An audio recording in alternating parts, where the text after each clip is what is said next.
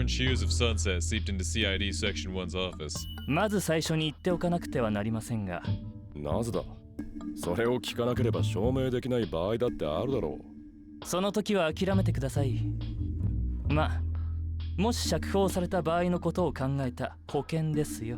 素性を特定させないためか。それに何か意味があるとも思えないが。いろいろとあるんですよ。では始めましょうか。I decided to shift my train of thought upon hearing that question. I wouldn't be learning this guy's name, I had to focus on clearing it. まず基本的なことを聞くぞ。犯行時刻午後10時頃と言ってたな。本人は眠っていたと言ってますね。夕方、上園真由が訪ねてきた後、言い争いをしていたんだろう。振られてふて寝していたんじゃないですか。Yaginuma sneered. そういうことですよ。彼の供述は状況的におかしな部分が多い。口論を見たか聞いた人の話は。帰ってくれという男の大声を聞いたそうです。その後、被害者が泣きながら出て行ったと。一人で？そのようですね。被害者が一人で帰ったのだったら、被疑者が出て行ってないという証明はできていませんよ。それは悪魔の証明って言うんだよ。Oh god, not devil's proofs. いや、証明できるかどうかは。Say it in red, Yaginuma, if you can. 理由はあるか。何ですか？それはな。I decided to bring up the evidence Yaginuma himself had just provided. Wait, fuck. Log?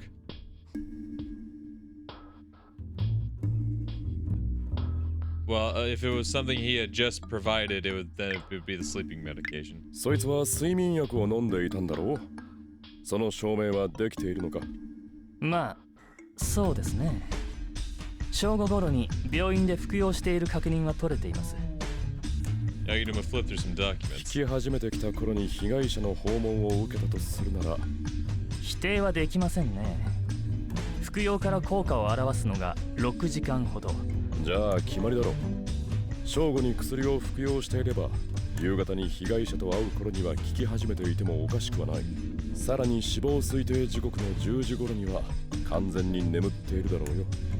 確かに身柄を確保した時には軽い酩酊状態のようでしたね。しかしそいつはなぜそのような睡眠薬を処方されているんだ。それは個人情報に関わることなのでお答えできませんよ。そうかい。Oh well, figured I'd get that answer. Still, hospital, huh? Maya Kamizono was a nurse. Was that the connection between the two of them? On one hand, we had Kichiki Hospital, and on the other, a hospital department that would prescribe potent sleeping medication. ちょっと関係のないことを聞くが、答えられる範囲でしたら被害者上園真由がいた診療科は答えられませんね。調べるのは簡単なんだぞ。先輩が勝手に調べるのは構いませんよ。しかし今回の件に関してはあまり関係ないと思いますが。いや、そう一概には言えないぞ。何ですか？それはな。The fucking sleeping medication. これで決まりだ。Yaginuma shook his head and smiled mockingly. 話になりませんよ、先輩。He was being sarcastic, but still really pissed me off. Whoa, wait, it said something that was found at the crime scene, didn't it? Oh, I'm a stupid fuck. What was found at the crime scene?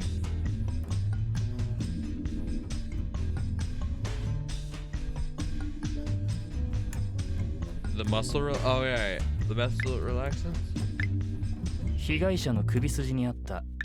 I believe, just let me fucking look at the... After potential connection was found at the scene of the crime. So that was the thing.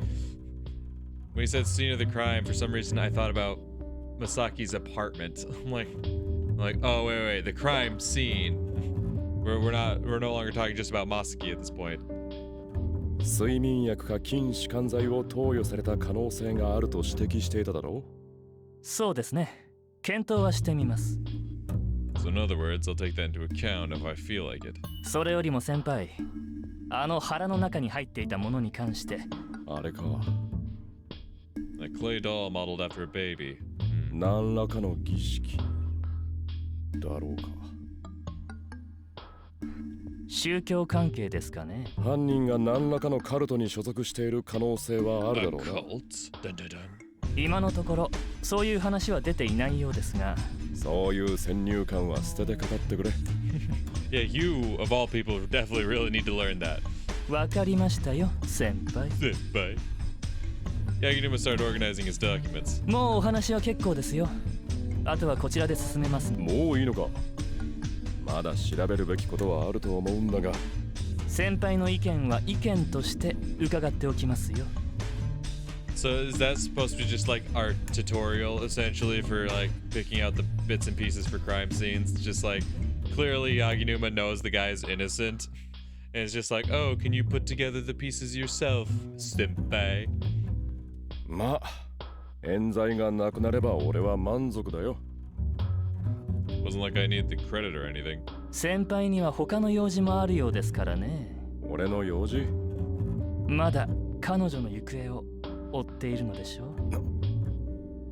My mind went blank, my voice dying in my throat. By her, he was referring to the girl who disappeared after being kidnapped from the hospital last year. They'd said back when she was hospitalized that she didn't have long to live. I'd resumed my search for her as soon as I'd closed all the other cases I was handling at the time. Unfortunately, I'd yet to dig up any leads. There were no traces of her location, even though no one could possibly forget a sight as rare as a limbless お girl. 前には関係ないこと。確かに彼女の行方には興味ありません。しかし警察はまだ彼を追っているのですよ。He was the one who'd kidnapped her. The man was a serial killer and famous author. It was only natural for the police to hunt him after all the perverse murders he committed. While it had already been over a year and a half since he'd absconded, no similar homicides had been committed. Perhaps he'd found everything he'd ever wanted once he'd gotten his hands on her. Whether she was dead or alive, I wanted to set her free. I left the MPD and took the Chuo line from Tokyo Station to Kichijoji. The sun had long since set, the streets alight with their pubs. I weaved my way through the waves of drunkards, headed for an establishment a little further away from their hubbub. Moon World? Yeah! Namely, the cafe known as Moon World. It was a tiny little place that functioned as a bar at night. Oh, they now do nighttime, huh? Though a close sign was hanging off the door, I went in once I made sure the lights were still on. あら、時坂くん。 The owner of the cafe, one Kyoko Hazuki, paused in the middle of polishing a glass. よう、京子。今いいか。ええ、構わないわよ。余り物のサラダくらいしか出せないけど。それでいいさ。ビールはあるんだろ？もちろん。はい、どう？ Beer and solid, hell yeah. Kyoko poured an amber liquid into a glass. 悪いな。I sipped the foam that threatened to cascade over the rim of the glass. 今日もお仕事？ Kyoko took the stool next to me, her own glass of beer in hand. ああ、ちょっとな。最近忙しそうだけど、きちんと家に帰ってる？帰っていることは帰っているんだがな。どうせ着替えを取りに行くだけとか、ゆかりちゃんにお洗濯を頼むだけとかじゃないの？なんで知ってるんだ？だってゆかりちゃんから聞いたんだもの。Kyoko giggled. ゆかりのやつ。ゆかりちゃん、寂しいんじゃないかしら。あいつが？まさか進学だってしてるんだし。でもあの事件からまだ2年も経っていないのよ。そうだな。Sometimes I almost forget it'd been a tough time for Yukari too. 帰ってあげなきゃダメよ。わかってるさ。I gulped down my beer in one swig. It almost felt like the acrid flavor was coursing through me. 仕事の方もなんとかなりそうだからな。大変そうね。あ、そういえば Kyoko got up and manned her post behind the counter once again. 魚住くんからお手紙が来ていたわよ。Ah, the big guy. 大住が手紙？あいつ I didn't know そ I ん could なまめな write. ことするのか。 Damn. Gyozo Ozumi was our mutual friend, and a police inspector. He'd been transferred from the MPD to a prefectural police HQ in the farthest reaches of Japan, somewhere. So thanks to that, I was the one getting settled with the Yaginuma's jobs. Oh, so Ozumi's no longer part of the squad? Oh. Oh, buddy. I love that big guy. 一人で遠くにいるから寂しいんじゃないかしら。そりゃまあお前に手紙出すくらいだからな。 The guy might have finally worked up the guts to confess to her right before he was shipped out of Tokyo, so I didn't know for sure. 忙しくてお正月も戻ってこられないみたいね。仕事があるだけありがたいと思えって返事出してやれよ。そうね。I departed Moonworld and trekked north for a little until I arrived home. Once there, I checked my watch before stepping inside. It was 9 p.m. I was still hungry, big shock, given all I'd had at Moonworld was a little salad. Fortunately, there probably wouldn't be any grub left at this hour. ただいま。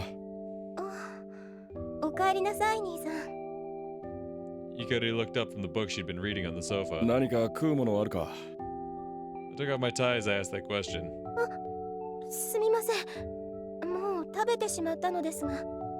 Yukari hung her い head. や、それならそれでいいんだ。すぐ温めますから。 Yukari tried to pass me and made a beeline for the kitchen. 悪いな。 I dropped by my room after expressing my gratitude. Once inside, I removed my coat and hung it up. The late autumn air had turned the empty room into an icebox. Thus, I immediately retreated back to the heated living room. Yukari was already making dinner. 今お味噌汁を温めていますから。なあ、お芋の煮っころがしも温めないと。いや、そのままでいいぞ。They want to make her go to all that trouble for me. ですが。お前の飯は冷めててもうまいから気にするな。はい。それよりも勘をつけてくれないか。はい、わかりました。 Yukari slipped back into the kitchen. I kicked back and relaxed. Much as I wanted to drag on a cigarette, I held myself back. I'd promised Yukari I wouldn't smoke in the house anymore, after all. Yukari made the request right after that incident. She said it was for the good of my health, but I bet part of it was that she didn't want her clothes reeking of cigarettes at her age. What? Wait, hold up. What incident? Why cigarettes? Is it just a general thing? Or like why? She said stop smoking, it's bad for your health, but how does that tie back to the incidents? Was there an incident that involved smoking that I don't remember, or is this just a random little side tangent? I don't remember there being an incident where someone was smoking or cigarettes were involved. Whatever. お待たせしました。 Yukari came over with bowls of miso soup and rice on a tray. ありがとな。いえ、どういたしまして。 The miso soup was steaming and full of slices of radish. I drank some of it before getting started on my rice. 今日もお仕事お疲れ様でした。あ I nodded. 最近は随分と忙しいようですね。そうだな。あまり帰ってこられなくてすまないと思っとる。別に怪我もなく何事もなければそれで構いませんよ。 Yukari smiled, though I did detect a hint of ire behind it. Yukari brought over some hot sake once I finished eating. どうぞ。あありがと She nodded and poured me a cup. 京子さんのお店で飲んできたのではないんですか？ I've been wondering when she'd う。 ask. 軽く飲んだだけだよ。まあいいんですけど。 Yukari took away the empty bowls. Seemed like she was in a bad mood. Though it was probably my fault for being away from home so often. Now that I have a car, I should make the effort to come back as much as possible. Yukari returned just as I finished that thought. なあゆかり、最近授業はどうだ？別に普通ですけれど。 Yukari cocked her head. 進学してから授業が難しくなったりしていないのか？そんなことはありませんが、難しかったとしたら兄さんが教えてくださるのですか？俺だって教鞭を取ったこともあるんだぞ。I used to be a teacher. あれは学内に入り込むためのお芝居だったではありま I せ mean, ん that か。 doesn't change the fact I used to be a teacher. 授業だってやったろ、世界史の。そうでしたっけ。 So she forgot all about that, huh? 私には何の問題もありませんよ。私には何か他に問題があるような口。 Yukari breathed a heavy sigh. 兄が探偵ではおちおち隠し事もできませんね。何かあったのか？私のことではないので。 Yukari began explaining once she's got that disclaimer out of the way. 先月転入生がやってきたんです。時期外れですから皆不思議に思っていたんですが、 Yukari hesitated for a moment. その子が前にいたところの噂を聞いてきた人がいたんです。うん。 I nodded. で、お前はそれを信じているのか？まさかそんなことありません。 Yukari shook her head. だったらそれでいいじゃないか。実際に見たもの、聞いたものを信じればいい。ええ、 My sister nodded. 実際に見ていないと噂は噂でしかありませんものね。 Oh, what's that other rumor? ところで兄さん、なんだ？ There was something about Yukari's tone that made me sit upright in my chair. Yeah. 最近兄さんが月世界に入り浸っているという噂ですよ。 Oh. You laying pipe, Reiji? それは本当にただの噂だよ。 I didn't go there all the time. Probably. Definitely.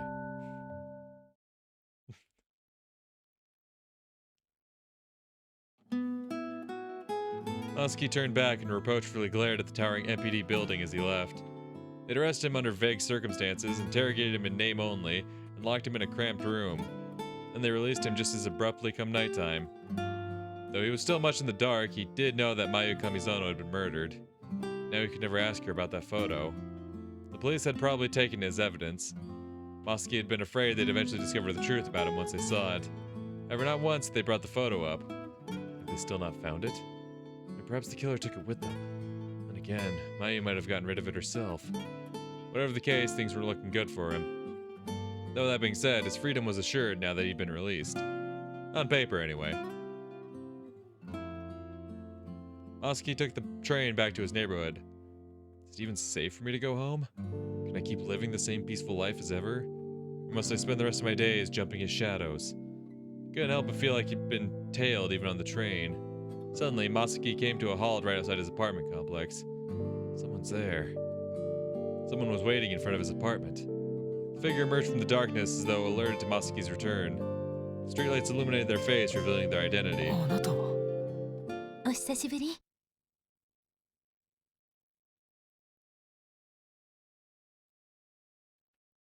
Fuck you. Now fill me in. Long time no see. Ayo, what's going down? Now fill me in here.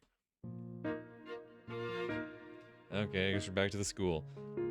Oba Girls Academy sat in a section of Hoya, smack dab in the middle between Tanashi and Musashino. Though Yukari had moved up departments, she still studied in the same school building. Yukari trekked the familiar route to school. This was the road she traversed with her friends for years. And that wouldn't change anytime soon. おはようございます、時坂先輩。おはよう佐藤さん。 She'd been addressed by none other than Ayumi Sato, one of her younger schoolmates. 今日はゆっくりなのね。剣道部はどうしたの？朝練が休みだったんです。頑張っているのね。ええ、技を磨いておかなければ探偵の助手は務まりませんから。まだそんなこと言ってるの？ Yukata heaved a sigh. Ayuma had been dead set on that goal ever since she'd seen Reiji at work over a year and a half ago. Though Yukari was happy her brother's merits were being acknowledged, that didn't lessen the danger of such a path in life. 今のままではまだまだ実力が不足していますから。 However, it seemed Ayuma was determined. 気をつけるのよ。ええ、分かってます。 Yukari wandered the school hallways. It was a bit chilly even indoors, no doubt due to the long arm of winter drawing ever nearer. Though not frigid enough to see her breath, it was still far too cold for her to be inclined to remove her coat before reaching her classroom. Thus she made her way there at a brisk pace. おはようゆかりっち。 Ugh. A voice addressed Yukari from behind. 小羽。 Yukari turned around and faced Kahane Tari. She was a fellow classmate, as well as the first friend Yukari had made after moving up departments. ねえねえ、古典の宿題やってきた？ええ、終わっているけど。お願い、写させて。 Kahane practically genuflected before Yukari even had time to finish her sentence. そういうことだとは分かっていたけど、 Yukari unleashed a weary sigh. 自分でやってこないとダメよ。それが昨日の夜に大事件に遭遇したのよ。家 No. に置いてあるグランドピアノが一人でになりだしたの。ピアノが家にあるなんて初耳ですけど。まあ嘘なんですけどね。分かってますよ。 Kahane was always telling silly jokes and fibs like that. Yeah, she's so silly and quirky. Get her out of my face. じゃあこんなのはどうかしら。押し入れの奥に隠宿題を移すんだったら早くした方がいいですよ。じゃあゆかりっちのノートの名前を。それはダメです。そうよね。 Yukari could tell by Kahane's response that she hadn't actually been serious. The pair entered the classroom, Yukari handing Kahane her notebook before approaching her own desk. The girl who sat behind her was already there. おはよう、茅原さん。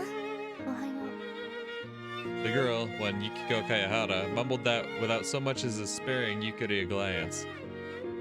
She joined Oba Girls Academy just a few weeks prior, which was a rather unusual time of the year to transfer, to say the least. Yukiko stuck out like a sore thumb. She sat in the back of the classroom with her eyes glued to a book, clad in an aura that repelled her peers. There were nasty rumors surrounding her. Sad stories were started by a student who supposedly had a friend in Yukiko's old school.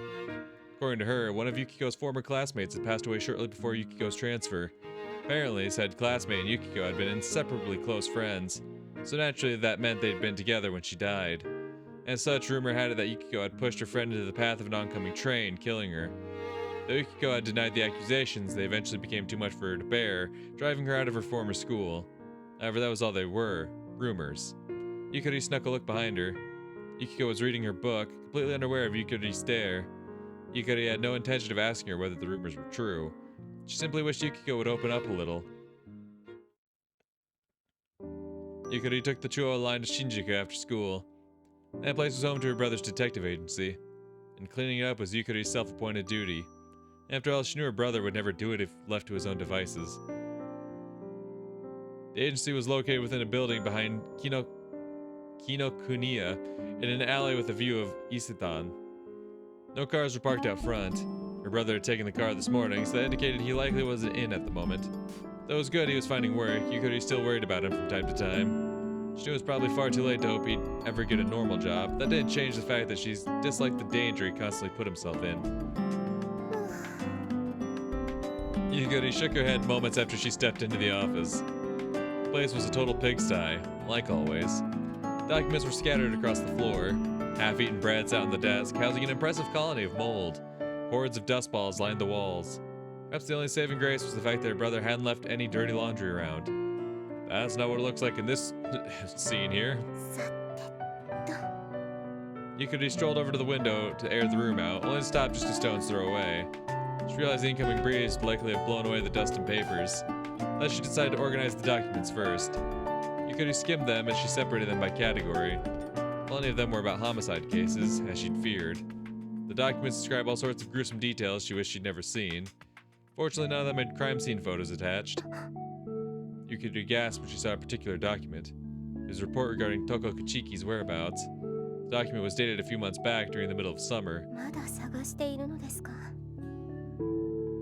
She disappeared 2 springs prior. Ever since then, the Reiji had been a slave to an obsession named Toko Kichiki. Yukari herself wasn't privy to all the details. However, she did know that her classmate, Toko Kichiki, had been kidnapped while on death's door, and that her chances of survival were next to none. Does Reiji believe she's alive, or...? Yukari straightened out the stacks of papers and piled them atop the desk. In the end, she knew it was none of her business. All she could do was quietly await his return.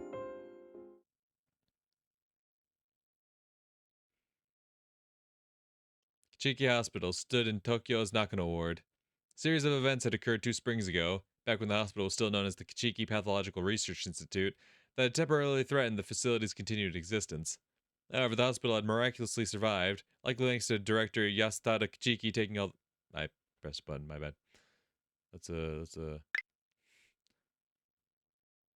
Thanks to Director Yasutada Kichiki taking all the heat for them and resigning. His son, Fumiya Kichiki, took over and changed the name to Kichiki Hospital. I'm glad he did. The other name was a fucking mouthful. But obstetrician Koharu Yamanochi had subsequently been forced to take over all sorts of duties, since the hospital had lost several doctors in the process. Today, she had a psychotherapy session scheduled with a hospitalized patient. Though that was outside Koharu's realm of expertise, she still had much experience talking things through with young women. Despite the rather bombastic name, psychotherapy, the procedure ultimately just boiled down to the doctors giving the patient some talk to. So that wasn't the problem here. The real problem lay in her patient's condition. The girl in question had been hospitalized in the psych ward for many years now. However, rather than hiring a full-time psychiatrist, the hospital had instead recruited psychiatrists part-time from other medical facilities since the incident a year prior. Koharu pulled herself together. She couldn't afford to yawn in front of a patient, no matter how tired she felt. Yeah, no one wants that. You don't want to be sitting in a therapy session and then your therapist yawns. After all, even the tiniest gesture from a doctor could harm a patient and instill anxiety within them. Koharu had reached a hospital room. The nameplate on the wall read Michiru Shirosaki. Should I know that name? I don't think so. After righting herself, Koharu gingerly knocked on the door. 白崎さん、入りますよ。 It was a one-man hospital room. The patient who called it home was typically assigned her own room. After all, there was no telling what would happen if she were kept with other patients. A girl in pajamas was sitting on the bed by the window. 白崎さん、 God damn. The girl, Michiru Shirosaki, looked up at Koharu. Her head was wrapped in bandages that covered her left eye. 調子はどうかしら？ Koharu sat in a chair facing Michiru. The girl didn't answer. No, it was more like she didn't even realize someone had addressed her. Mundane conversations were impossible for her. Stumped, Koharu scanned the room. There it is. The stuffed animal was tucked under the covers, its head resting atop the pillow. 白崎さん、いつものウサギさんはどうしたの？ Koharu switched tactics as soon as she saw it.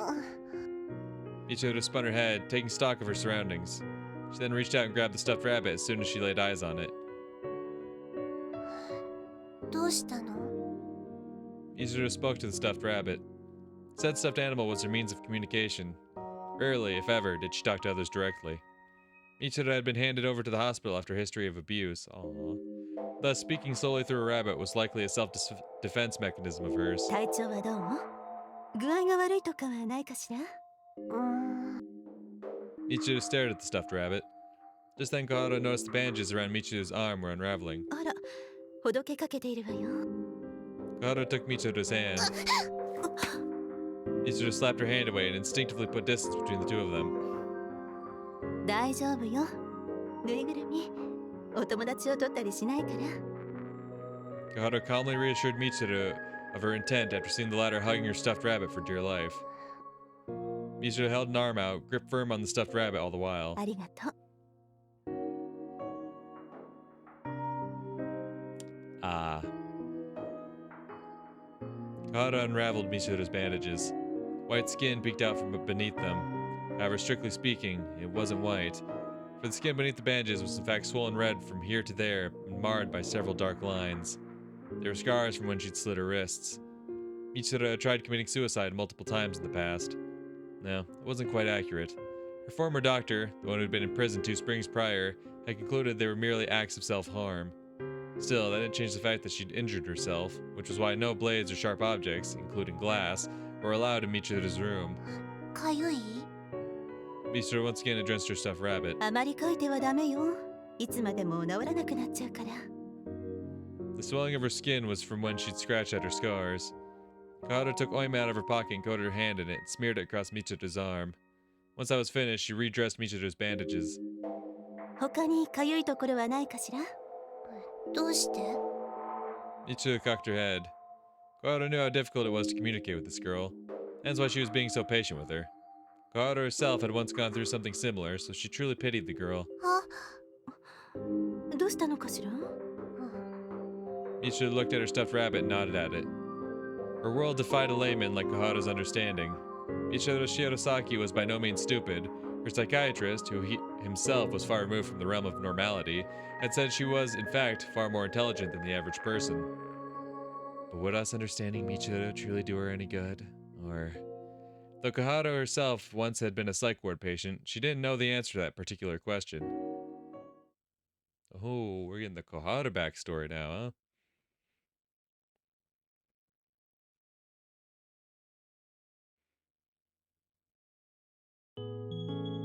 A group of apartment complexes built after the war were located south of Musashisaki Station. Musashi-sakai Station. Yukiko entered one of them and ascended the stairs. ただいま。 However, no one was there to greet her. Yukiko had already known that'd be the case, of course. Her mother, Fuyumi, worked at a nursery all the way into the evening.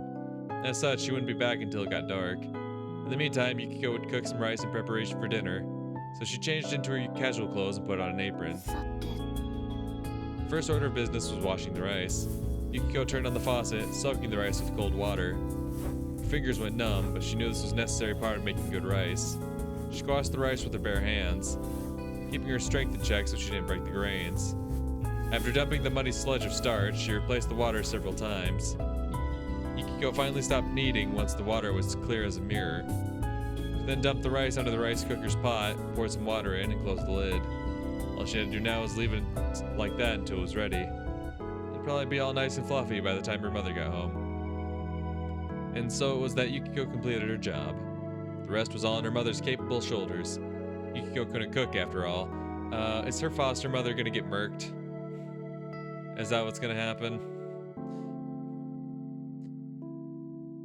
She's talking about like, oh, yeah, I'd never be able to cook for myself without having my mother around. If it were for her, like, oh, I'd be helpless. And then her mom is going to get murked. And then, like, let me guess, he's gonna be like, oh, yeah, I know how to cook. I can help cook for you. We could be homies, right? It was a rather dreary place, devoid of much in the way of personal possessions. Yukiko sat on the floor and took a book out of her bag. Then she started reading it, carefully pouring each and every word. Since she'd often been told she was forgetful, she did her best to memorize it all. That was why it took her a long time to finish a book. However, she was happy to get sucked into the worlds of her favorite stories for hours on end. Fuyumi returned after sunset. お米は準備したから。ありがとう。 Fuyumi checked the rice cooker. 信用してないでしょ。そんなことないわよ。ただ前にお米が粉々になっちゃってた。だから気をつけたわよ。 Yukiko inflated her cheeks. はいはい、ありがとね。 Fuyumi took off her coat and stood in the kitchen. 晩ご飯は何？舞茸買ってきたから炒め物にしようかなと思ってるんだけど。キノコ。 Yukiko blatantly grimaced. 好き嫌いなく食べなきゃダメよ。母さんが子供の頃は食べたくても食べられなかったんだから。でも。それにあなた、お肉だって食べないでしょ。少しでも栄養のあるものを食べないと。キノコに栄養なんてないもん。何言ってるのよ。舞茸にはいろんな栄養素が含まれてるのよ。頭が良くなる栄養素だって。I just love this face so much.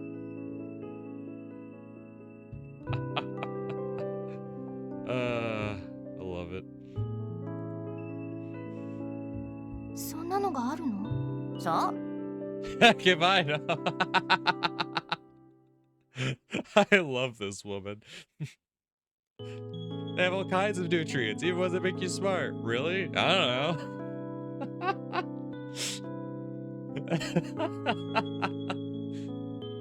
Fuyumi cocked her head.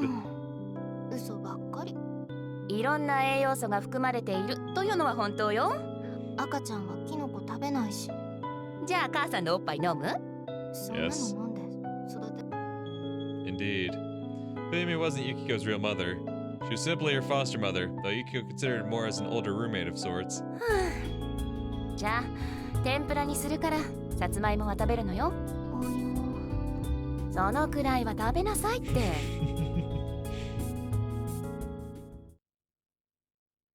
Jesus. How you gonna be a vegan but still be picky? Goddamn. I know you don't eat meat, so I got some mushroom. I don't like mushrooms. Okay, well then I'm gonna make some sweet potato. I don't like potato. Like, shut the fuck up and eat a steak. Jesus. A seasonally early sheet of snow blanketed the grounds of Ueno Station. She watched the station from behind the nearby post office. Cold gusts of wind rushed through the narrow alleyway from time to time, waving her left sleeve like a flag. Good thing I cut my hair, thought the woman. One, Tojialki! Fuck yeah! Let's fucking go! Long hair would have just blinded her in this weather. I'm not gonna lie, I'm gonna miss her long hair. I did like that. That said, she'd been lying if she said it wasn't a little disappointed she couldn't wear her favorite hairpin anymore. あれか Oh, ma'am. Short hair, long hair, you're still killing it. Toji compared the man who'd exited the station to the sketch he had on hand. Though it wasn't perfect, he did capture his features well enough. Plus, his unique clothes were a dead giveaway. Pure white priest robe, stuck out like a sore thumb in a sea of black and blue overcoats that decorated the station square. His face was serene despite how ill-dressed he was for the weather. Several men surrounded him as he marched forth. Doesn't look like I'm gonna get a chance to talk to him. Toji didn't want to stir the pot if she could help it. The man climbed into a brand new black car that was sitting just outside the station. Toji jotted down the license plate number in the margins of the sketch. Only car's gotta be with the congregation. The man's followers got into another car. Should I follow? Nah, screw it. I already know where they're headed. Getting caught tailing them would likely just spell all sorts of problems for her at work. I just consider myself lucky I got a good look at his face and call it here for today. Toji emerged from behind the building. A frigid breeze rammed into her now unshielded frame. さて I should get myself something from one of those food stalls to warm myself up. Minus that takoyaki one, of course. Come on, don't hate on takoyaki, man. We love takoyaki, man, around here. What the fuck? Toji. Man, okay, so I did know Toji was going to play a part in the story. I'm very happy she gets introduced fairly early on in the game. Masuki sat on a bench in a plaza situated by Shinjuku Station's east exit.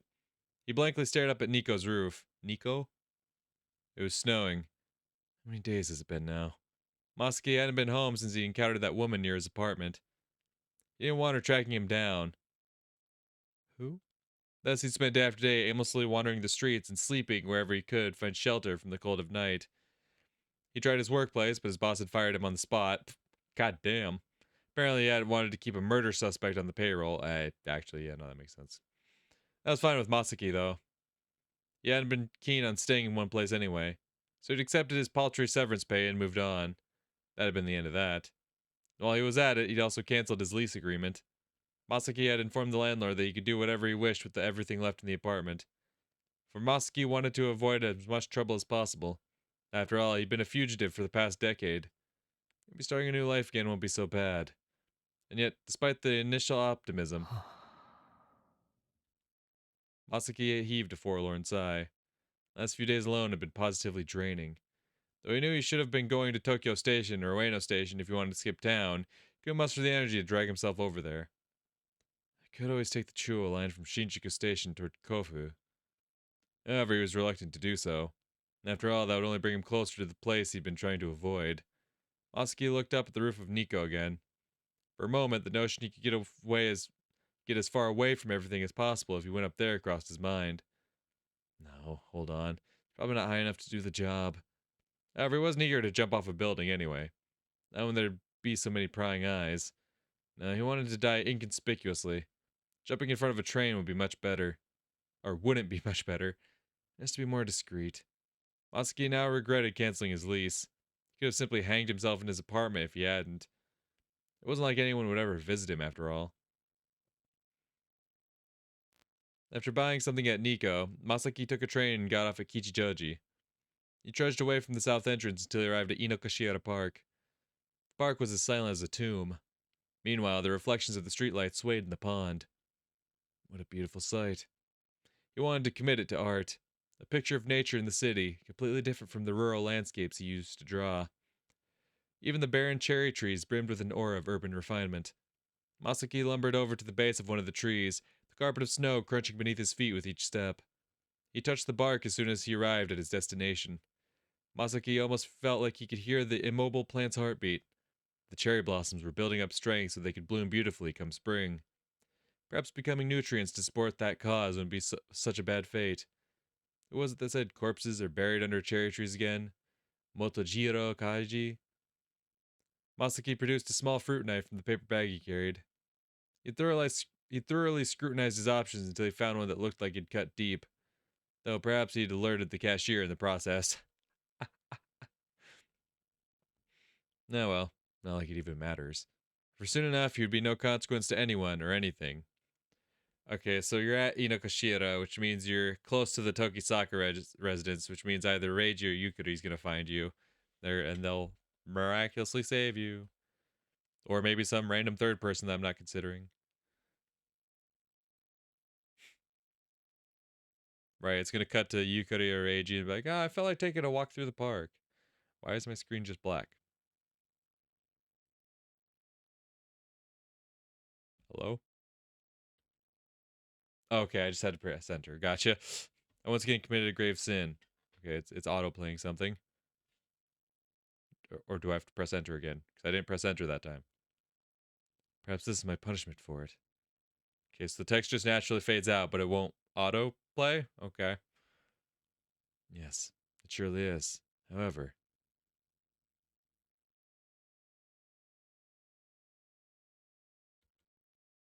this sin can never be forgiven.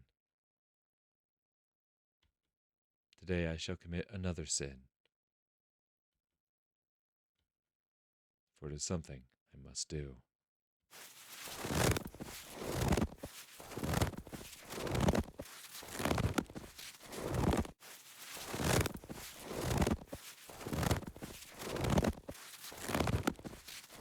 Is this snow crunching just gonna... Oh, okay.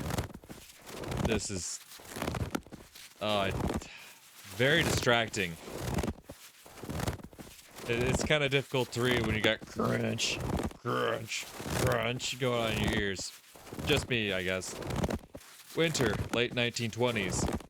She visited a small wayside shrine in the mountain. She? Who's she? A byway off the path leading to the main shrine had brought her to this place. Normally it was forbidden to tread upon this holy ground, and yet she had violated that taboo all the same. However, she hadn't done so willingly, for she had been summoned there, though by whom remained a total mystery. The letter had simply been thrown through her window. All it said was to come to this place. The handwriting had appeared feminine. She probably wouldn't have followed those instructions had they been written in a man's hand.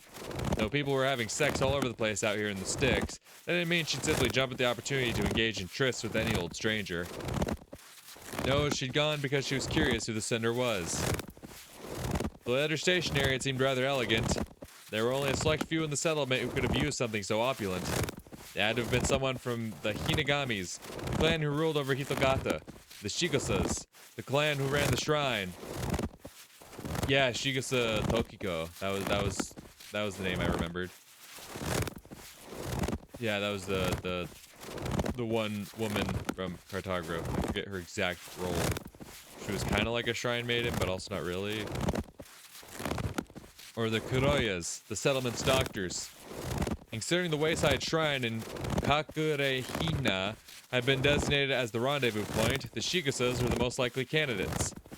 Come to think of it, they do have a daughter who's recently come of age. The ringing of a bell echoed across the mountain. Thank God. Surprised, she looked around. Okay, so this is a she who's going out to look for a woman? No one's here. And yet, a bell had rung all the same. No. Wait. It was at that moment she spotted a cave cordoned off by sacred rope. Thought I saw someone in there. She strained her eyes and studied the entrance. A short while afterwards, she noticed something slinking in the dark. A person? Couldn't possibly have been a bear. Still, is that thing truly human? Before long, that figure, the Oracle, clad in a demon's mask, emerged as if bleeding out of the darkness.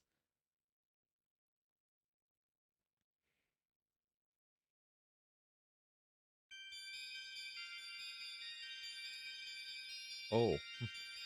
I unconsciously laughed as I loomed over the woman collapsed in the snow. Finally. My revenge was finally nigh. No, not revenge. This was a ritual. A sublime, divine ritual. I kicked the woman with my sandaled foot until she was face up. She still showed no signs of coming to. She wasn't dead. Just put to sleep with incense. Still, there wasn't much time until she woke up. In all honesty, I wanted to kill her while she was unconscious, make her regret what she'd done, and beg for her life in tears. But then it wouldn't be the curse if I did. Okay. So this is our... So this person right here is either our modern day killer or someone inspired by them. Because they mentioned this curse, right? The oracle existed as the avatar curse. I drew the knife I'd hidden in my kimono sash. The blade gleamed under the moonlight. Oh, that's right. I was no longer the oracle. The oracle's dirk was no longer mine to use.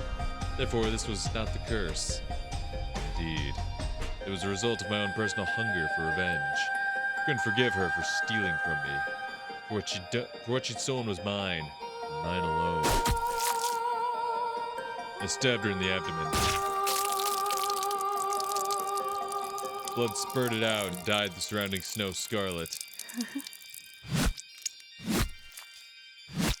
I laughed.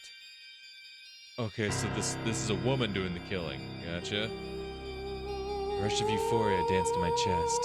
Never before had I conceived of getting my revenge in such a manner. Pillaging something of her own was the only way to quench my otherwise insatiable thirst for vengeance. I hated her. I loathed her. I despised her. Resentment guided every fiber of my being into eviscerating her. I tugged on her pink entrails, ripped them out, and tore them to shreds. A blood-stained white organ, the womb, was exposed. She'll pay. I stabbed it with my blade. It was this wretched thing that bewitched men and led them astray. God damn. It's the long sound effects that really get me. The short little, it's like that I can handle, but when it's like, it's like, nah, okay. I grabbed her womb. It was slimy in my grasp. I needed some sow. I cursed the deceased woman. Is it thing spewing its nectar even now, trying to lure men's lust into it?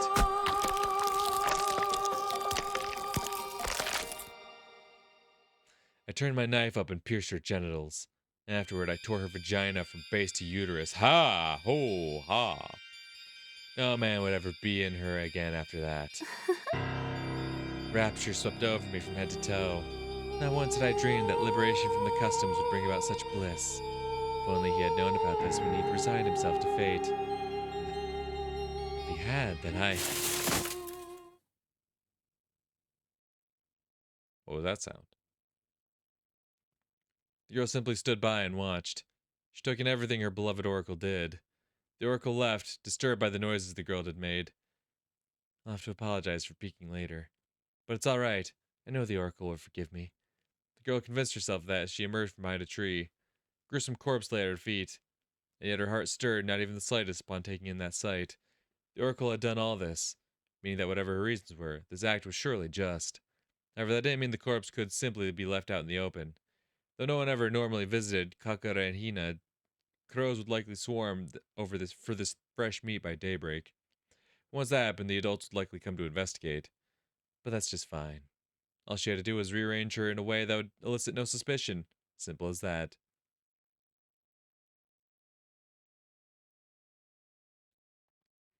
The girl returned with tools in hand. She then crouched down at the corpse's feet and took out a clod from the bag she'd brought. It was merely a rolled up lump of clay. The girl stuffed it into the corpse's slit abdomen. Then she procured a needle and thread before stitching the gaping wound shut. A perfect stitch wasn't necessary. All that mattered was that the clod didn't fall out of her. The girl knew how to ensure that didn't happen. Thus, she confidently sewed all the way down to the genitals. Next, the girl tied a rope thicker than the sewing thread around the corpse's wrist. Afterwards, she grabbed the rope and hauled the corpse away. The body left a red trail through the snow in its wake. I may need to sweep it up with a broom. At the very least, she had to erase her and the oracle's tracks. Eventually, she dragged the corpse over to a tree near the cave and hung the rope on a branch. She then pulled the rope with all her might, putting her weight into it. The corpse's arm rose. With her strength, it would have been impossible to suspend the body all the way in the air. So instead, the girl leaned the body against the tree and hung the corpse's other arm using a rope. This should do. Now the curse is complete.